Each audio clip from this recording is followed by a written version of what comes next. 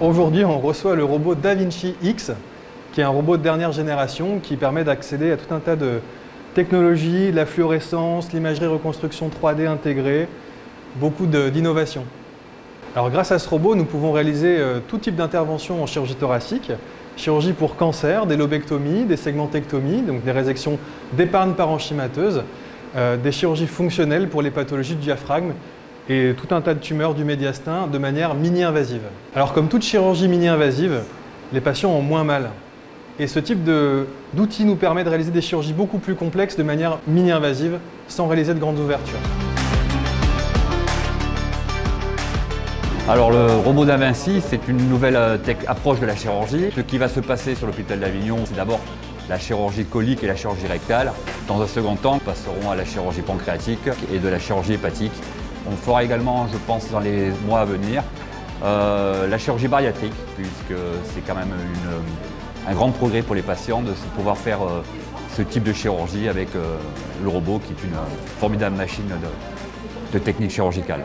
Pour les avantages pour les patients, c'est essentiellement sur la chirurgie rectale au jour d'aujourd'hui, avec la préservation nerveuse, que ce soit chez les femmes ou chez les hommes, parce qu'on sait très bien que c'est une partie très périphérique de l'organisme et très profonde. On peut avoir des problèmes au niveau nerveux en post-opératoire et donc entraîner des troubles de l'érection chez les hommes, voire des dysparinus chez les femmes, donc des problèmes de leur vie sexuelle, quel que soit l'âge. Donc le robot DaVinci permet de faire aussi bien que la celluloscopie, voire nettement mieux, avec un confort chirurgical qui est quand même bien plus important. Donc en chirurgie gynécologique, on pratiquera donc des interventions, principalement des hystérectomies, pour des indications bénignes et pour des indications malignes, type cancer de l'utérus ou du col de l'utérus, ainsi que des myomectomies, donc des ablations de fibromes, pour des patientes infertiles ou douloureuses.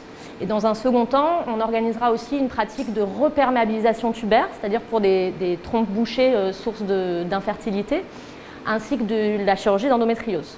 Et en chirurgie gynécologique principalement, on a vraiment un avantage de vision avec une chirurgie plus pointue, ainsi qu'une qualité de suture améliorée, ce qui permet d'améliorer la fertilité ultérieure des patientes.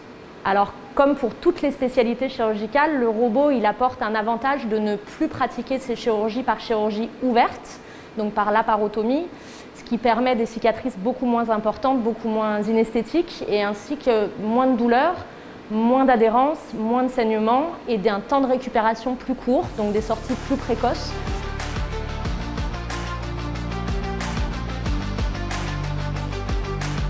Le robot, pour la spécialité ORL, l'indication, c'est les chirurgies carcinologiques, surtout au niveau base de la langue et au niveau paroi pharyngée latérale et postérieure. L'avantage, on évite la chirurgie mutilante avec trachéotomie, avec hospitalisation en réa et en plus hospitalisation prolongée à l'hôpital entre 3 à 5 semaines minimum. L'acquisition du robot chirurgical est un point fort du volet chirurgical du projet médico-soignant de l'établissement qui a permis de re-questionner et de moderniser l'ensemble du parcours patient dès la consultation de chirurgie avec le spécialiste jusqu'à la sortie, sans oublier bien sûr la médecine de ville.